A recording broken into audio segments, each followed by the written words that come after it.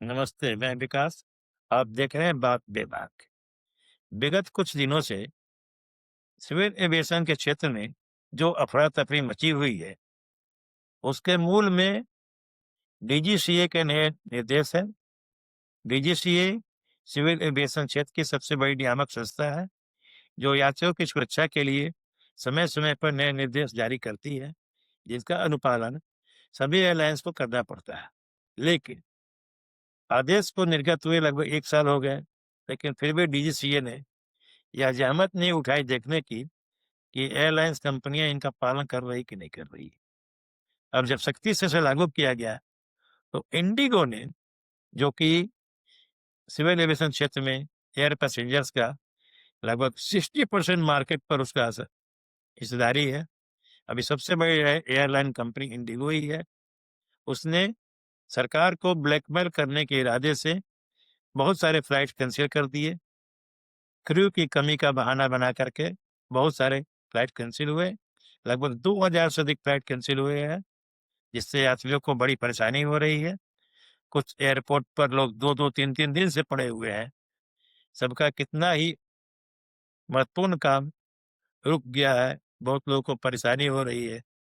किसी को नौकरी के लिए इंटरव्यू देना है, किसी को परीक्षा देना है, कोई अपनी नौकरी पर वापस जा रहा है, किसी को इलाज के लिए बाहर जाना है। या पूरी तरह से अफरा-तफरी का माहौल मचा हुआ है। मेरी समझ से सरकार के स्वामित्व में जो एयर इंडिया कंपनी थी, उसे बेचना बहुत ही गलत कदम था। वो लाख घाटे में जा रही थी, लेकिन सरकार का काम लाभ कमाना नहीं है। सरकार का यह भी काम है कि वो जनता के कल्याण के लिए भी कुछ काम करे। सरकार कोई व्यावसायिक फर्म नहीं है, जो सिर्फ लाभ घाटे को देख कर ही चले। कुछ जनहित में भी काम किए जाते हैं।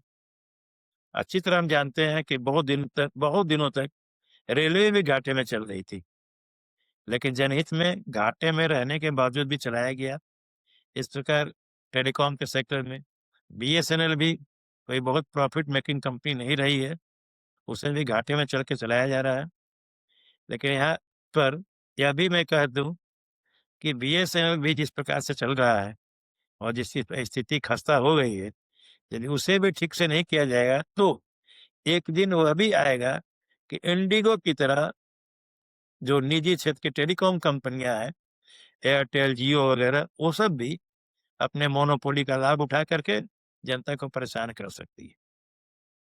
सरकार को चाहिए कि कुछ अनिवार्य सेवाएं जैसे कि हेल्थ है, education, public transport, railway, electricity, water supply पर अपने पकड़ को मजबूत रखे। निजी क्षेत्र हो, स्वस्थ प्रतियोगिता भी हो, लेकिन सरकार जनता को पूरी तरह उनके रहमो खरम पर न छोड़ दे। इसी प्रकार सिविल एविएशन क्षेत्र में भी जरूरत है इस बात की कि सरकार एक महत्वपूर्ण कदम उठाते हुए अविलंब एक सरकारी क्षेत्र में एयरलाइन कंपनी की स्थापना करे, जो सरकार की जो प्राथमिकताएं हैं, पूरे देश का आम नागरिक उड़ान इस क्षेत्र में महत्वपूर्ण काम करे। और जिन दूर दराज के क्षेत्रों में जहां निजी कंपनियां अपने यातायात अपनी सेवाएं देने में अनिच्छुक रहती है, उन क्षेत्रों को उस सरकारी सेवा से जोड़ा जाए। बहुत जरूरी है कि गवर्नमेंट सेक्टर में एक एयरलाइन कंपनी हो, ताकि इस किस्म की मजबूरी का फायदा एयरलाइन कंपनियां न उठा सके। इंडिगो ने ब्लैकमेलिंग के तहत ये काम किया है, यात्रियों को परेशानी हुई है। दूसरी एयरलाइन कंपनियों ने इसका फायदा उठाते हुए इंडिगो की फ्लाइट कैंसिल होते ही अपने टिकट के दाम में 8 गुना 10 गुना तक वृद्धि कर दी है। उदाहरण के लिए, जब मैं वीडियो बना रहा हूँ, पटना से बम्बई का किराया मुंबई का किराया लगभग 90,000 पहुंच गया है, जो कि पटना से अमेरिका के किराए से भी डबल है। ये कहाँ तक ठीक है? सरकार क्यों आंखें मूंदे बैठी हुई है? जब पानी सर से ऊपर उठ गया, जब बहुत परेशानी हो गई, तब सरकार ने आनंद फानन में एक किराया नीति बनाई है। वो भी ढुलमुल किराया नीति है, ये भी बहुत अच्छी नहीं है। इसमें तय किया गया है कि 500 किलोमीटर तक का हवाई किराया अधिकतम 7,500 और 1500 किलोमीटर या उससे अधिक का किराया अधिकतम 18,000 हो। 1000 से 1500 के बीच में, इसी बीच में सीमाएं तय की गई। मतलब न्यूनतम किराया 7,500, उसकी मैक्सिमम लिमिट होगी, और अधिकतम 18,000। अधिकतम तो समझ में आता है, लेकिन न्यूनतम जो किराया है उसकी अधिकतम 7,500 बहुत ज्यादा है। आज हवाई यात्रा एक विलासिता की चीज नहीं रह गई है, आज यह आवश्यकता बन गई है। अधिकांश मिडिल क्लास घर के बच्चे दूर दराज देश में ही अलग जगह पर पढ़ते हैं। अधिकांश बच्चे, वैसे बच्चे जो होते हैं इंजीनियरिंग, मेडिकल, मैनेजमेंट के बच्चे, अधिकांश हवाई यात्रा को ही प्रेफर करते हैं, क्योंकि उनके समय की कीमत होती है। वो अपने घर से 2-2, 3-3 दिन की ट्रेन यात्रा करके जाना पसंद नहीं करते हैं, इसलिए वो हवाई जहाज से ही जाना पसंद करते हैं। इसलिए मेरी समझ से न्यूनतम किराया जो हो वो 3-4 हज़ार रुपये से अधिक न हो, या 7,500 रुपये कुछ ज्यादा प्रतीत होता है। इसे सरकार को ध्यान में रखना चाहिए।